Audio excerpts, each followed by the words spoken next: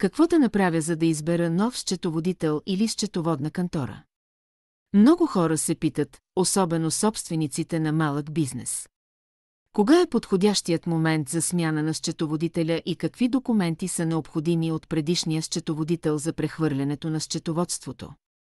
Най-добрият момент за смяна на счетоводството е след изтичане на календарната година или отчетеният счетоводен период. Счетоводната година приключва и с календарната година.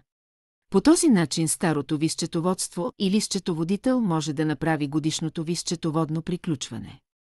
И тогава да се види дали фирмата ви е на печалба или загуба. Ако е на печалба, колко е данъкът върху печалбата. Въпреки това, счетоводителят може да бъде сменен по всяко време, а договорът за счетоводно обслужване, като всеки договор, да бъде прекратен. В повечето случаи, ако няма изрично други вписвано обстоятелство в договора, той може да бъде прекратен с 30-дневно предизвестие. Много важно условие, което трябва да знаете и да държите на него е, че предишният счетоводител следва да предаде намиращата се в него документация, която няма право да задържа, дори ако има претенции за неизплатено възнаграждение.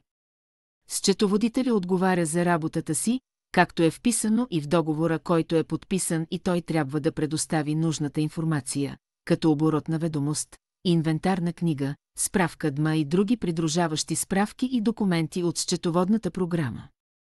Поемането на счетоводството по време на годината не е чак толкова сложно.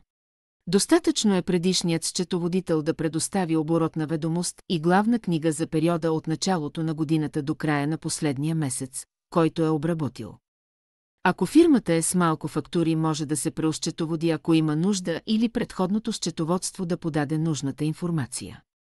Относно фирми по закона за данъка върху добавената стойност, нещата са малко по-сложни. Ако вашата фирма е такава и искате да смените счетоводството си, ще трябва да се свържете с нас за консултация и да предприемем нужните стъпки и действия. Често се случва точни такива фирми да идват при нас.